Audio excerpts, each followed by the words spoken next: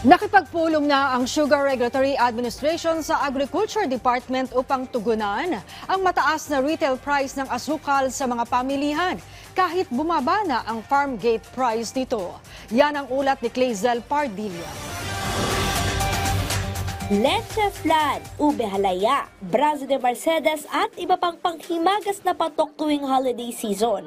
Ang ngayon pa lang, dagsa ang order sa tindahang ito sa Maynila. Yun nga lang, sa ngayon, ang dami pong pumupunta sa amin ngayon na magpa-reserve na.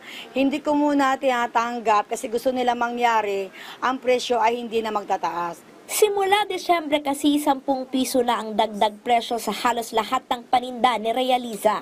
Una-una po, itlog, ang laki po ng tinaas, tsaka yung, siyempre, importante yung asukal talaga. Ngayon, nasa 3,000 plus na lang yung asukal. Mahal pa rin para sa amin yung 3,000 plus na yun. Sa pag-ikot ng aming team sa Litex Market, iba-iba ang presyo ng puting asukal.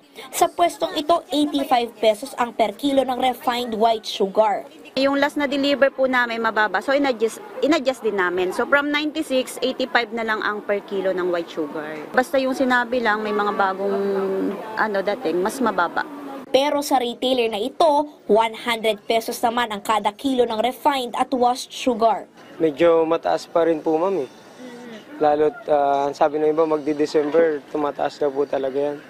Halos dun sa 1/4 po, ang patong lang po namin dyan, pinakamataas minsan, 5 pesos.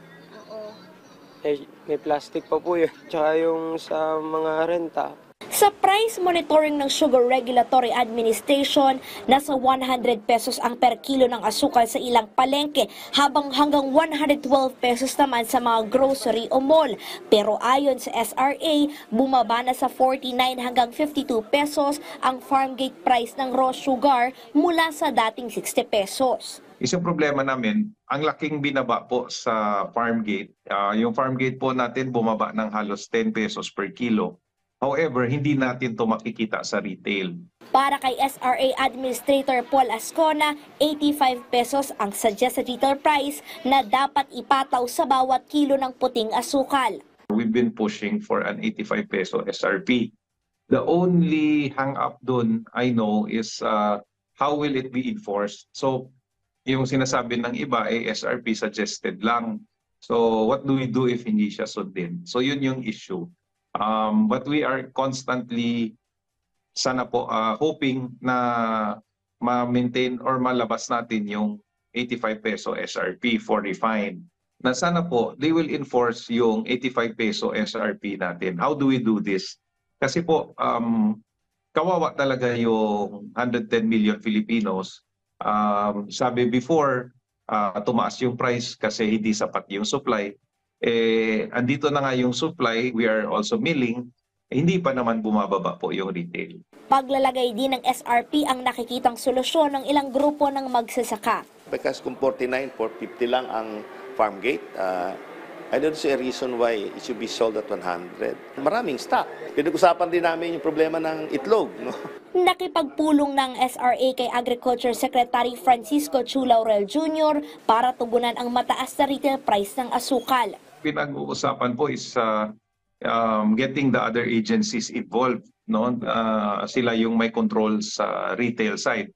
Kasi yung DA and SRA po, talagang wala kaming participation. It's in our charter na we cannot participate in the marketing and pricing of the commodity, of sugar per se. No? So we will see how we can fix it. But that's an immediate concern kasi po nagsaslide yung price pababa and apektado yung farmer natin. Si retail wala. Handaan nila ang Trade and Industry Department na makipagtulungan. Nagko-coordinate kami with them with respect to the price monitoring of sugar. Not necessarily yung pag-set ng price. Maaari namin isama yung sugar, even yung mga DA products. Samantala, inatasan ng DILG ang lahat ng local chief executive na bumuo ng Local Price Coordinating Council ngayong Kapaskuhan. Target itong tutukan ang supply at presyo ng mga pangunahing bilihin gaya ng mga Noche Buena at bantayan ang hindi sumusunod sa SRP. Tiniyak naman ng SRA na sapat ang supply ng asukal at hindi muna mag-aangkat hanggang matapos ang milling season hanggang Agosto. Kalezal Pardilia para sa bayan.